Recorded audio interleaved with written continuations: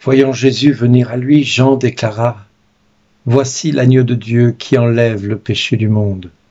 Alléluia, alléluia.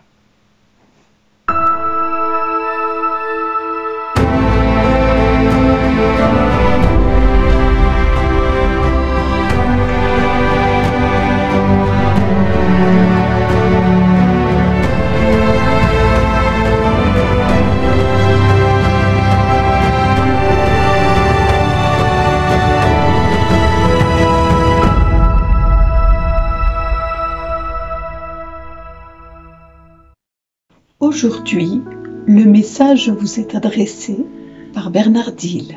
Bonjour les amis, je vous invite à écouter le texte de Isaïe que je vais lire maintenant lentement et de prendre chacun des mots parce que je crois que Jésus s'adresse à vous à travers ce texte d'Isaïe. Écoutez ce que ce prophète déclare.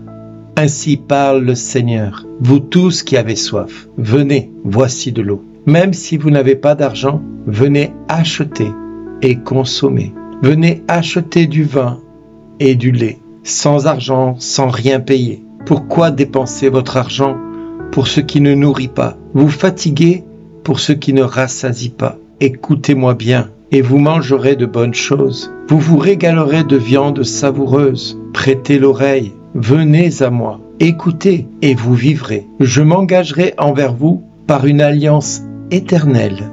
Ce sont les bienfaits garantis à David. Lui, j'en ai fait un témoin pour les peuples, un guide et un chef. Toi, tu appelleras une nation inconnue de toi, une nation qui ne te connaît pas, accourra vers toi, à cause du Seigneur ton Dieu, à cause du Saint d'Israël, car il a fait ta splendeur. Cherchez le Seigneur tant qu'il se laisse trouver, invoquez-le tant qu'il est proche, que le méchant abandonne son chemin et l'homme perfide ses pensées, qu'il revienne vers le Seigneur. Qui lui montrera sa miséricorde? Vers notre Dieu, qui est riche en pardon. Car mes pensées ne sont pas vos pensées, et vos chemins ne sont pas mes chemins, oracle du Seigneur. Autant le ciel est élevé au-dessus de la terre, autant mes chemins sont élevés au-dessus de vos chemins, et mes pensées au-dessus de vos pensées. La pluie et la neige qui descendent des cieux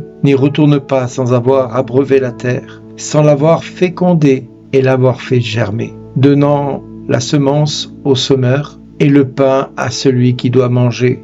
Ainsi ma parole qui sort de ma bouche ne reviendra pas sans résultat, sans avoir fait ce qui me plaît, sans avoir accompli sa mission. Parole du Seigneur, notre Dieu.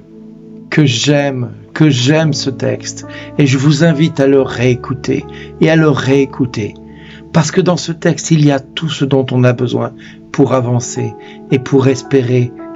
Comment vous dire? Comment vous appeler à espérer ce matin? Depuis ce matin, je prie le Seigneur de me donner les mots dont vous avez besoin d'entendre et non pas ce que j'ai envie de vous dire. Mais ce texte, il retentit dans mon cœur comme un message d'espérance pour chacun de vous. Pour tout ce que vous ne comprenez pas, écoutez ce que Dieu dit.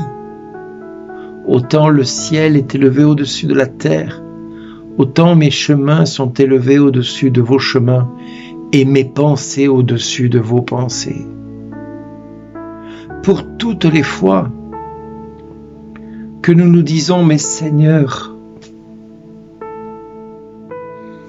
tu dis dans ta parole cela, mais je ne le vois pas s'accomplir. Nous désespérons bien des fois, alors que la parole nous dit,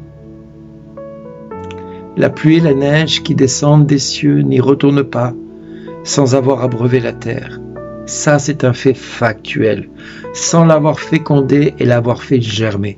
C'est un fait factuel, donnant la semence au semeur et le pain à celui qui doit manger. Vous voyez que dans cette phrase, Dieu nous dit que la nature a un principe de fonctionnement, mais dans le domaine spirituel, ce qui est dans le naturel s'accomplit également dans le spirituel. Ainsi ma parole, vous entendez? Ainsi ma parole qui sort de ma bouche ne me reviendra pas sans résultat, sans avoir fait ce qui me plaît, sans avoir accompli sa mission. Quand Dieu dit quelque chose dans sa parole et que vous la dites à voix haute et que vous la proclamez, du style « Tout ce que vous demanderez au Père en mon nom, tenez-le pour obtenu et vous le verrez s'accomplir », c'est une réalité qui est une parole proclamée et qui va revenir vers le Père et elle va porter le fruit parce que tout ce que nous allons demander à compter de maintenant, cela va se réaliser. Alors mes frères et sœurs, il n'y a pas 36 choses à faire ce matin. Il y a juste à vous mettre devant la parole de Dieu et à espérer en la proclamant. Je vous invite vraiment à proclamer cette parole parce que cette parole, elle est parole de vie, parole d'espérance, parole d'action de grâce. Ne vous découragez pas, ne vous découragez pas, car Dieu a tant aimé le monde qu'il a donné son Fils unique, afin que quiconque croit en lui ne périsse pas, mais ait la vie éternelle. Car Dieu n'a pas envoyé son Fils dans le monde pour juger le monde, mais pour sauver le monde. Alors si Jésus est venu dans le monde pour sauver le monde, et non pour le condamner, nous devons espérer contre toute espérance et nous réjouir de ce que Dieu a prévu pour chacun de nous, là où nous sommes. Et mes frères et sœurs, je nous invite tous et toutes à rendre grâce à Dieu maintenant, parce qu'à chacun, il nous dit merci d'exister.